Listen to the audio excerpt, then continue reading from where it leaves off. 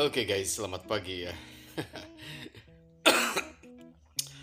Saya hanya mengingatkan kepada anak-anak mahasiswa atau anak-anak SMA yang sekarang fenomenanya mungkin kamus, khususnya kamus bahasa Inggris seperti John M. A. Cole ya. Itu biasanya dulu tahun 90-an itu masih booming dipakai ya. Nah, sekarang sudah tergeser dengan Google Translate yang ada di gadget ya, atau ada di laptop atau di komputer begitu ya. eh Zaman dulu kami masih menggunakan kamus. Memang kamus tidak praktis ya, apalagi yang tebal itu suka dibawa-bawa ke kampus atau ke sekolah. Memakan banyak tempat. Kalau Google Translate tinggal lihat di gadget saja ya. Tapi memang ada kelemahan dan kelebihannya gitu ya, memakai antara kamus dengan Google Translate. Google Translate itu bisa menerjemahkan, jangankan satu kata, bisa satu kalimat atau satu alinea juga bisa ini ya, bisa diterjemahkan ya.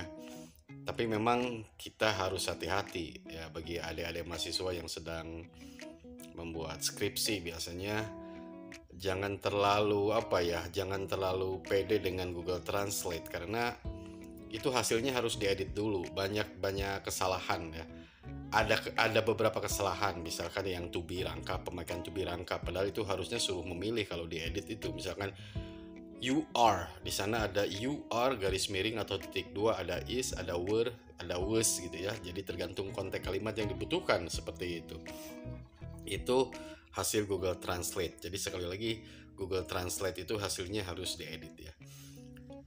Saya pernah menemukan kasus ya waktu 90-an itu, ketika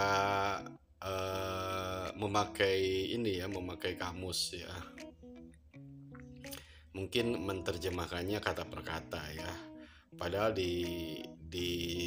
pada waktu itu sudah ada buku English proverb, ungkapan itu ya. Jadi saya punya teman ya, nggak disebut namanya, waktu ada tugas dari dosen, dia menerjemahkan sebuah kalimat ya, bukan menerjemahkan, translate into English ya, dari bahasa Indonesia ke bahasa Inggris.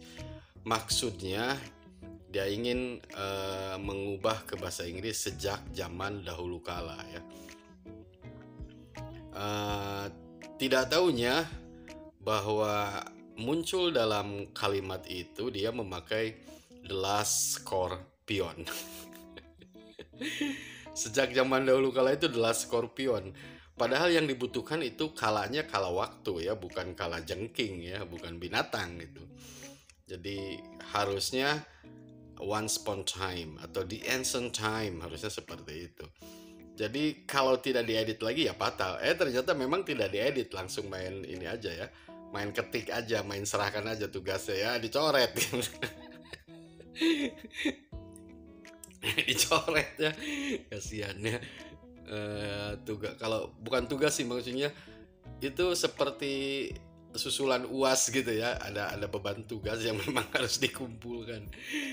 Maksudnya dengan pedenya bilang dalam hati mungkin sejak zaman dahulu kala itu ya memang the last scorpion. Ternyata yang keluarnya seperti itu. Harusnya once upon time atau at the ancient time, sejak zaman dahulu kala. Nah, barangkali sering ini muncul ya di Google Translate yang sekarang ini yang lagi ngetren nih, di gadget, di laptop, di komputer. Untuk adik-adik mahasiswa atau anak-anak SMA, tolong diedit lagi ya, itu ya.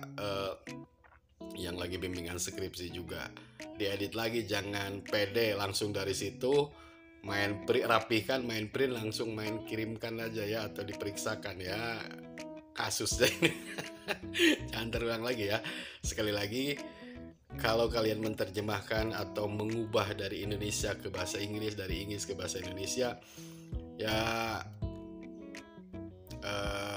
diedit lagi begitu.